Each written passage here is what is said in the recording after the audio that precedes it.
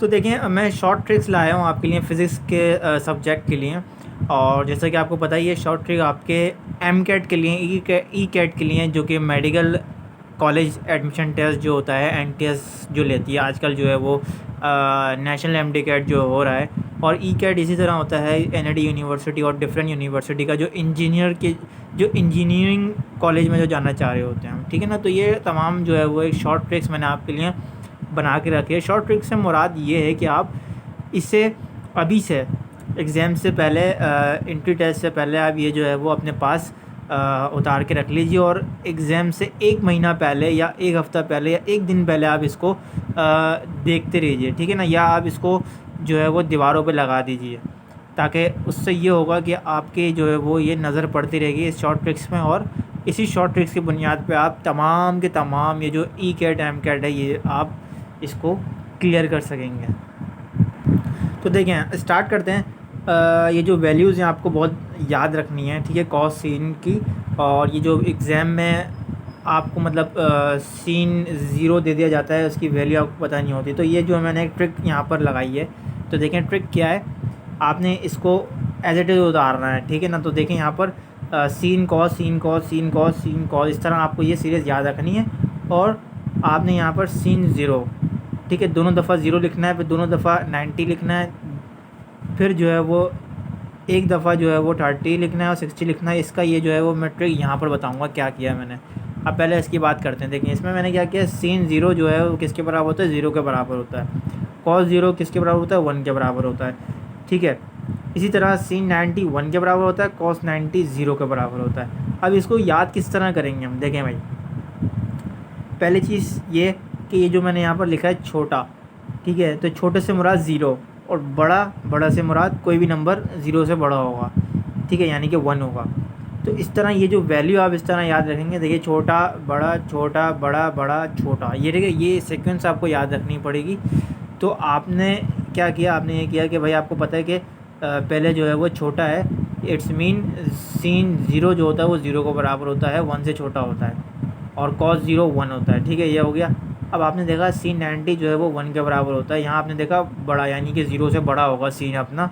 तो आपने इस चीज़ को रखना है जहन में, सीन को आपने सिर्फ सीन की वैल्यू याद रखनी है, कॉस की वैल्यू ऑटोमेटिकली आपको खुद ब खुद याद हो जाएगी। अच्छा कैसे भाई, देखें आपने सीन की वैल्यू याद रखी, सीन ज़ीरो ज़ीरो होता है, आपको पता है कॉस ज़ीरो 1 होगा, सिंपल अपोजिट होगा ना। आपको पता है सीन 90 1 होता है, तो कॉस 90 ज़ीरो होगा, सिंपल, ठीक है। ये दोनों चीज़ तो आपने ऐसे याद कर ली। अब बात करते हैं इस चीज़ की। अब देखें भाई, ये जो सीन 30 है, या मैंने सीन 30 इसलिए लिखा है, इसकी वैल्यू आपने याद रखी 0.5, ठीक है, ये जो वैल्यू है वो सेम रहे। तो यहाँ पर देखें सीन 30 है, तो छोटे यहाँ लिखा है मैंने छोटा, ठीक है, छोटा से मुराद ये है सीन 30। अब देखें छोटे से मुराद यहाँ पर सीन 30 है, और सीन 30 की वैल्यू जो होती है 0.5 होती है। इसी तरीके से कॉस 60 की वैल्यू जो होती है 0.5 होती है, और इसको आप जो है ट्रिक के तौर पर बड़ा याद रखेंगे, ठीक है, बड़ा यानी कि बड़ा से मुराद 60, 30 से बड़ा जो है वो 60 है। तो आपने जब सीन की वैल्यू याद रख ली, यहाँ पर सीन 30, आपको पता है ये वैल्यू तो सेम आनी है, 0.5 और 0.8, ठीक है ना। तो आपको जब सीन की वैल्यू याद हो गई कि सीन 30 क्या था भाई, 0.5 था, तो कॉस 60 जो है वो 0.5 होगा, ठीक है ना।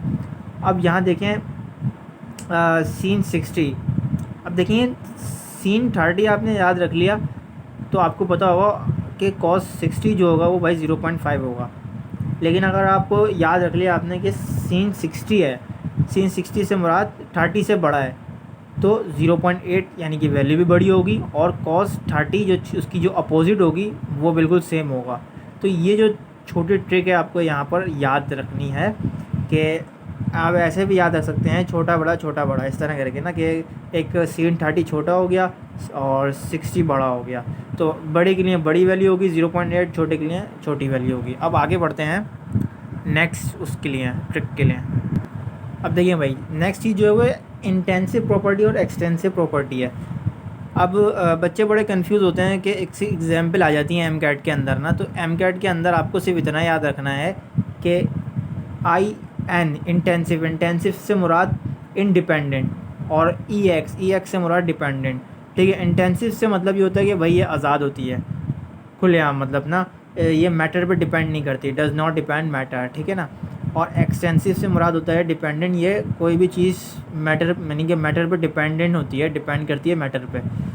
अब ज़्यादा कुछ नहीं आता है इसका, एमकैट में इसकी एग्जांपल्स आ जाती हैं, तो आपको एग्जांपल याद रखना है कि इस तरह आ जाता है कि हार्डनेस बताएं कि इसकी एग्जांपल है, तो आपको पता होना चाहिए हार्डनेस जो है वो इंटेंसिव प्रॉपर्टी की एग्जांपल है।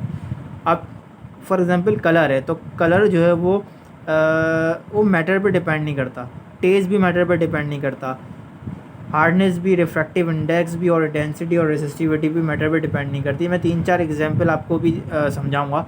और लेंथ देखें, लेंथ मैटर पे डिपेंड करती है, मास भी और रेसिस्टेंट भी। अच्छा, कुछ एग्जांपल मैं आपको बताऊं किस तरह होता है। देखें, रेसिस्टिविटी को हम नोट करते हैं इससे, ठीक है ना। तो अब देखें, रेसिस्टिविटी एक पूरा हमने ले लिया, एक सिलेंडर ले लिया हमने, ठीक है ना। अब इस सिलेंडर में देखें आप, रेसिस्टिविटी किसको कहते हैं, ये छोटे छोटे जो है वो बॉक्स को हम जो है वो रेसिस्टिविटी कहते हैं। तो अब इस बॉक्स को अगर मैं काट दूं, ठीक है, और इस बॉक्स को काटने से इसकी रेसिस्टिविटी पे तो कोई फ़र्क नहीं पड़ेगा, क्योंकि रेसिस्टिविटी क्या है, कांस्टेंट है, ठीक है ना। तो मैटर को काटने से रेसिस्टिविटी पे कोई फ़र्क नहीं पड़ा, इसका मतलब ये क्या है, ये है इंटेंसिव प्रॉपर्टी। दूसरी चीज़ आपको मैं एग्जांपल दूँ टेस्ट की। आपने जो है वो एक गिलास पानी में शुगर आपने मिलाई, ठीक है। अब ज़्यादा शुगर मिलाएं, कम शुगर मिलाएं, पानी तो जो है वो मीठा ही रहना है, तो वो जो टेस्ट है वो तो कभी चेंज नहीं होना। तो इसी से टेस्ट तो चेंज नहीं हुआ, मैटर को जो है वो उसकी हमने ज़्यादा और कम करने से टेस्ट चेंज नहीं हुआ, इसका मतलब ये भी क्या है, इंटेंसिव प्रॉपर्टी है। अब मैं अगर आपको रेसिस्टेंस की फॉर एग्ज़ाम्पल आपको दूँ इधर ना, कि भाई ये बताएं, इसमें कोई एग्जांपल दें आप ना कि कैसे मैटर डिपेंडेंट है। तो देखें, यहाँ एक सिलेंडर में अगर हमने इसको कट कर दिया, सिलेंडर को यानी कि मैटर को कट कर दिया, तो इतने सिलेंडर में इसकी रेसिस्टेंस ज़्यादा थी, ठीक है। अब जब इसको हम, तो इसकी जो रेसिस्टेंस थी वो मतलब एक ना तो ज़्यादा कहेंगे ना तो कम कहेंगे, एक नॉर्मल कह दें इसको ना, ठीक है। इसकी रेसिस्टेंस बिल्कुल नॉर्मल थी। तो जब हमने इसको कट किया, इसको मैटर को कट किया, तो इसकी रेसिस्टेंस पे भी फ़र्क पड़ेगा, यानी कि रेसिस्टेंस भी बढ़ जाएगा। कैसे बढ़ जाएगा, हमें पता है यहाँ पर फॉर्मूला कि आर अल्फ़ा यानी कि डायरेक्टली प्रोपोर्शनल होता है रेसिस्टिविटी लेंथ के डिवाइडेड बाय ये ए है यानी कि एरिया, ठीक है, एरिया के। तो अब यहाँ देखें, एरिया जो है वो इन्वर्सली प्रोपोर्शनल है रेसिस्टेंस के, यानी कि अगर एरिया जितना कम होगा इतना रेसिस्टेंस बढ़ेगा, जितना रेसिस्टेंस ज़्यादा होगा एरिया उतना कम होगा।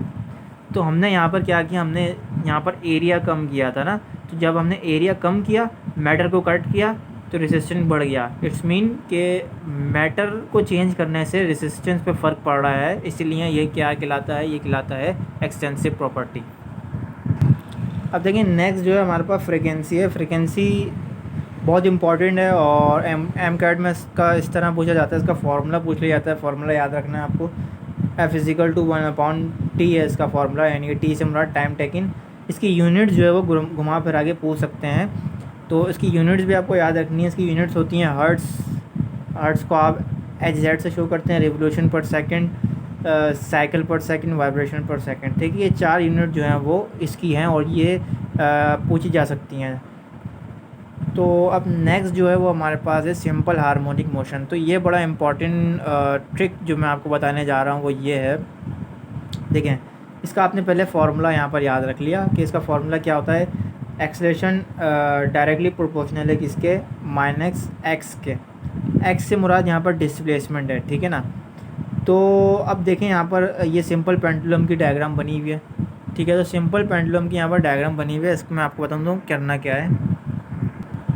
तो अब देखें, समझने की यहाँ पर थोड़ी सी ज़रूरत है, वो ये है कि इस वाली पोजीशन को ये जो है एक यहाँ पर जो है वो थ्रेड से कोई बॉब लटका हुआ है, ठीक है ना। तो ये जो बॉब है ये जो बिल्कुल सीधा है, ठीक है, इसको आप अगर भूल जाएं तो इस वाले पोजीशन को हम कहते हैं मीन पोजीशन। अगर हम इसको थोड़ा सा पुश करें और वो यहाँ तक पहुँच जाए तो इस वाली पोजीशन को हम कहेंगे एक्सट्रीम पोजीशन। अब देखें भाई, यहाँ पर आपको याद रखना है कि ये जो यहाँ से लेकर यहाँ तक जो बॉब यहाँ पर थोड़ा सा आगे बढ़ा है उसको हम कहेंगे डिस्प्लेसमेंट, जिसको हम एक्स से डोनेट कर देंगे। और बाकी जो यहाँ से लेकर यहाँ तक है इसको हम कहते हैं एम्पलीट्यूड, जिसको हम एक्स नॉट से शो करते हैं। तो इम्पॉर्टेंट जो एमसीक्यूज़ में आ सकता है घुमा फिरा के एम कैट में, ई कैट के अंदर, वो ये पूछा जा सकता है कि बताएं मीन पोजीशन पे वेलोसिटी क्या होगी, मैक्सिमम होगी, क्या होगी, 4 पॉइंट दे दी जाएंगे। तो आपको बताना है मीन पोजीशन पे वेलोसिटी मैक्सिमम होगी। एक्सेलेरेशन पूछा जा सकता है, एक्सेलेरेशन 0 होगा, काइनेटिक एनर्जी भी मैक्सिमम होगी और पोटेंशियल एनर्जी 0 होगी। तो कैसे, मैं आपको बताता हूँ। भाई देखिए, एक बॉब है, आपने इसको यहाँ से हिट किया, ये इधर गया, तो इधर जब जाएगा तो यहाँ पर रुकेगा, तो जब ये रुकेगा तो यहाँ पर इसकी वेलोसिटी 0 हो जाती है। तो जब ये वापस से इधर आएगा तो यहाँ पर मीन पोजीशन पे इसकी वेलोसिटी मैक्सिमम होती है।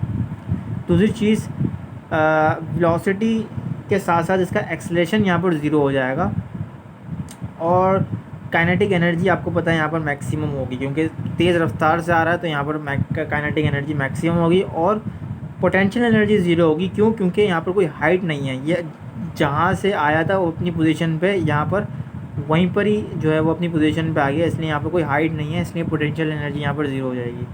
अब अगर मैं बात करूँ, यहाँ पर पेपर में पूछ लिया जाए एक्सट्रीम पोजीशन पे आप बताएं वेलोसिटी क्या होगी, तो भैया आपको पता है वेलोसिटी इसका सब कुछ जो है वो अपोजिट होगा। इधर वेलोसिटी 0 हो जाएगी, एक्सेलेरेशन जो है वो यहाँ पर मैक्सिमम होगा, ठीक है, क्योंकि वेलोसिटी और एक्सेलेरेशन दोनों अपोजिट डायरेक्शन में होते हैं, ठीक है ना।